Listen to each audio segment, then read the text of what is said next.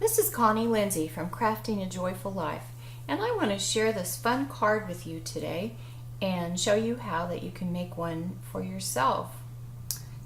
The inspiration for this card came from a shadow box that I saw recently on Pinterest, and I cased it to make a shaker card with all these layers and textures, and just a really fun card to make, and really a special card to send, especially with the little shaker element in it. And so this is the finished card, and here's the inside. Hope your day is magical. And so we're going to talk about what all is in here, and then I'm going to show you a few things about how I put it together.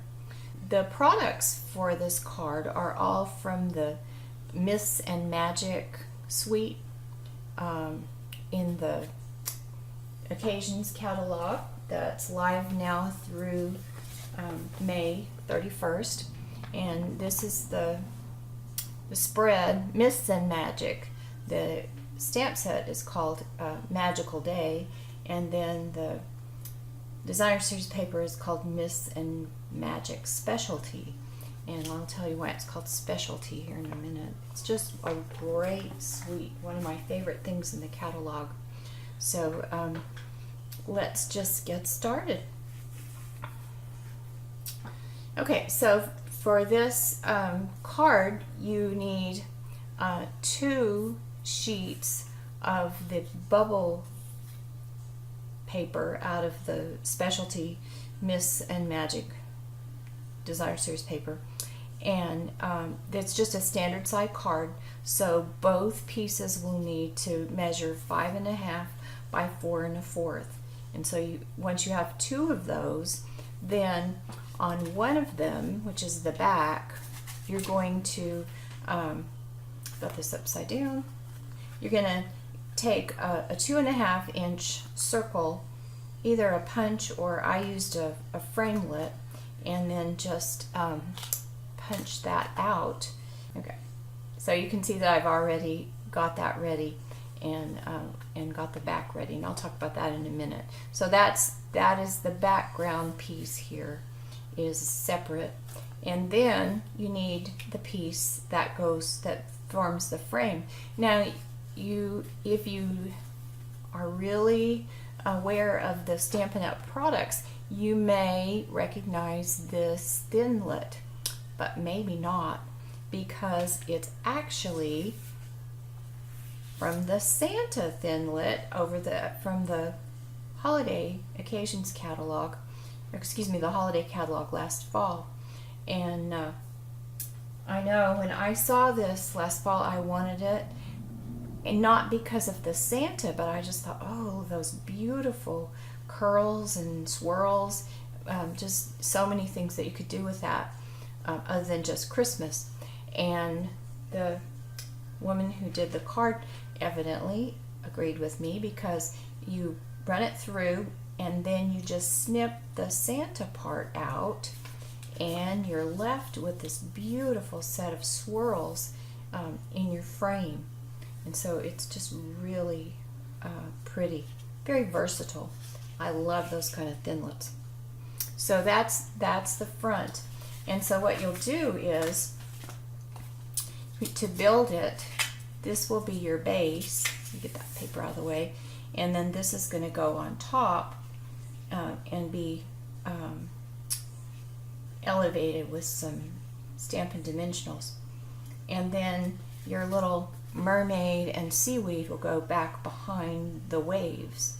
And so the little mermaid actually is not a stamp.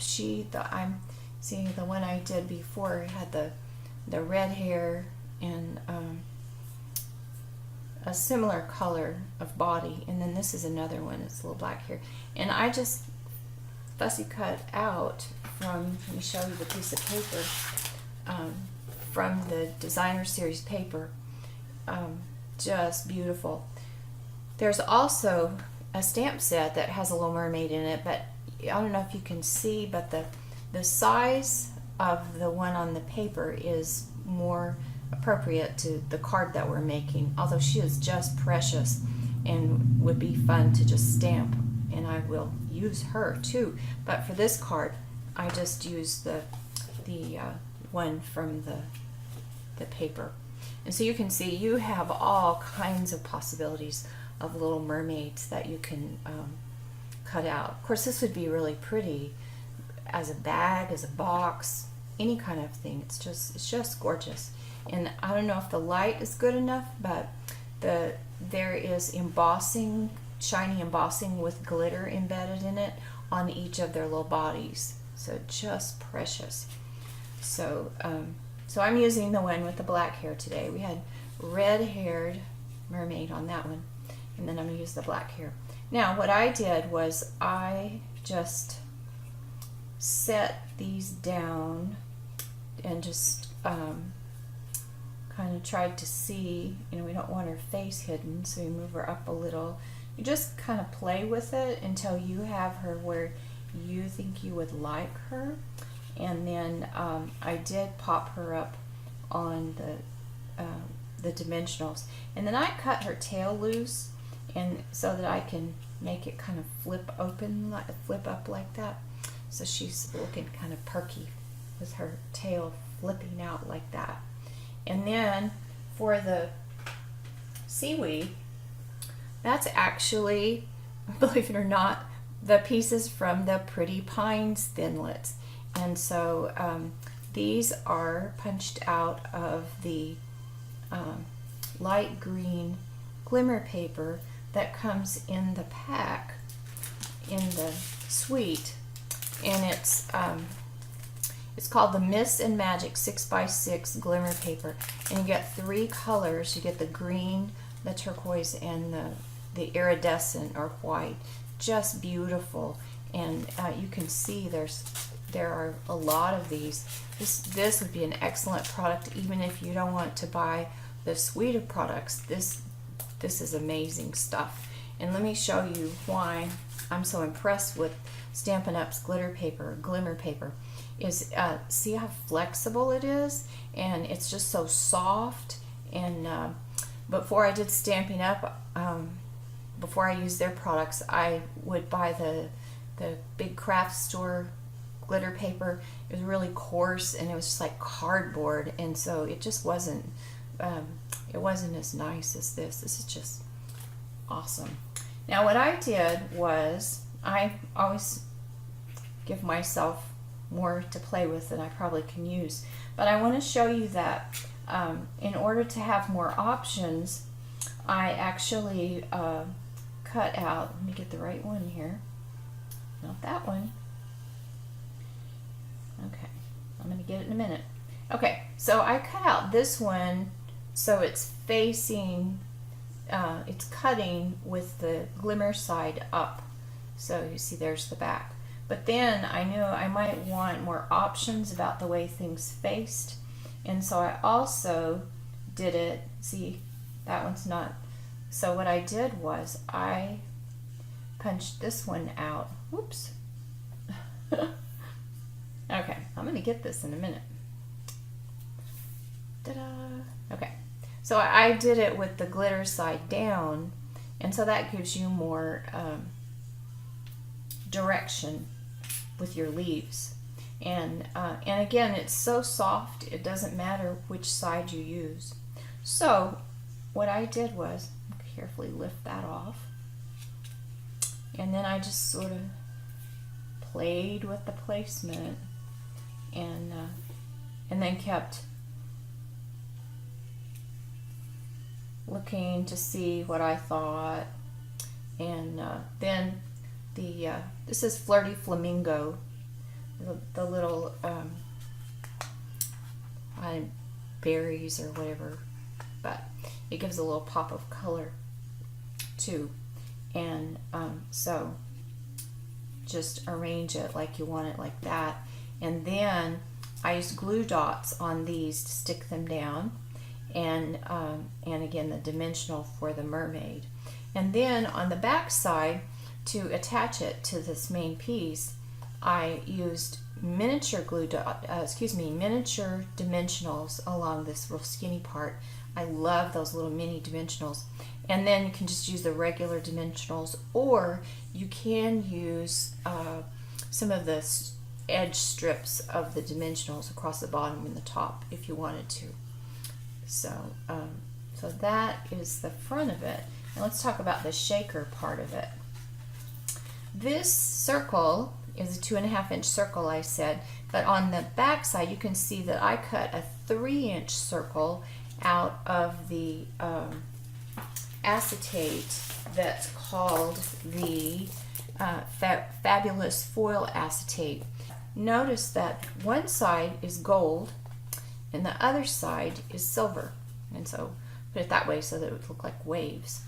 And so that's cut out, and again, your Big Shot does a great job with that. This is a 3-inch circle that I cut, and then I also, to finish off the topping, this is a 3-inch circle of the iridescent or white glimmer paper. And so when I get my shaker stuff all like I want it, I'm going to put that on there just like that. So you'll notice that I have these little jagged edges for my my adhesive to give me some height with my glimmer paper. And what I did was, and some of you probably already can tell, I just snipped off the edge, the long edge of the dimensional package. Don't ever throw those away. As a matter of fact, I like to keep a little sheet where I just stick the edges of the ones that I finish up one. But this circle, I used one edge, and this was a second edge, and it almost covered it. I just needed 2 more little little space things right there, just a little bitty bit. So you could do it with one dimensional strip and still have some left over. So that's how I did that. And then for your shaker card, if you haven't made one before, that's now you dump some beads or something in. Now I used the it's a retired product from last year's Occasions catalog, and it's called Sprinkles. And the reason I chose it is because this one has an iridescent look to it, and you can see the let me get my pick here. You can see that the green is very similar to the Bermuda Bay, and then there's the like Flirty Flamingo and the little pearls. So it just makes a really nice pop of color. But you could also use the In Color Embellishments sequin assortment, and this is not retired unless I'm mistaken. So these, it's a little darker hue, and you've got stars and hearts and circles, so that would be pretty too. Either one would work. If you have the others, you know, you could do that. So, or if you have some silver sequins on the threaded ones, you could even unthread some of those. So I just sprinkled out some like that. I don't want to get it too full, but I want to have enough so it'll shaker. Oops. And then get my pick. And then you just take the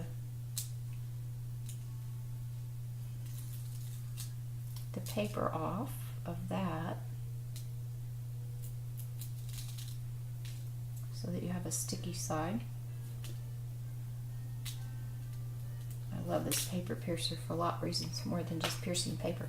And then you're going to put your shiny side down, and you're going to center it over that,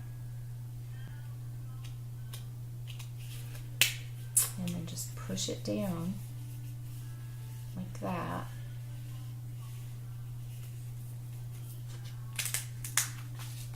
And there you have your shaker element all ready. And so once you have that done, then you can actually begin sticking down your little pieces like you want. And so you have, again, this is the finished card. This is the 1/4 inch white organza ribbon that's in the Occasions catalog. It's really sweet and just a kind of a light touch. And I just, when I finished my unit, I just, you can see where I ran it back behind and tied the little bow in the front. And I don't know if you can see, but you can see the has a little bit of the height or dimension with the dimensionals there. And then let me talk a little bit about the inside.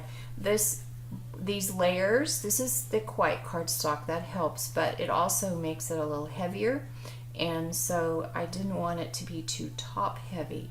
And so what I did was I got a piece of the shimmery white and did the stamping on the inside, and it's, you can see it's inset a little bit, so it's framed. And I'm really excited about this swirl. I love Pinterest. I saw another person who had used this swirl with the wizard, and I want to do that in a card too. And this is a Christmas stamp. It's Star of Light, but really it's like so many of Stampin' Up stamps. It's very multi-purpose. So she had the swirl coming out, and the words hope your day is magical. So the wizard is causing all those stars to come out of his wand. So that gave me the idea that I could add that silver embossing of the swirl here, and you may not be able to tell, but that's embossed also. It's Bermuda Bay, and then I did the clear embossing. Hope your day is magical, because you need a really jazzy inside for such a pretty card on the outside. So if you have any questions or comments, you can leave a comment below the video, or you can follow the link and travel over to my blog, texasschoolmarm.com, and I'll be happy to hear from you. Also, there's a list of the supplies I used with links, direct links to the online store to purchase them. And of course, I would be thrilled if you would use me as your demonstrator to order these supplies, and that would help me in my effort to have this online classroom through video. So thanks for spending a few minutes with me today, and have a great day.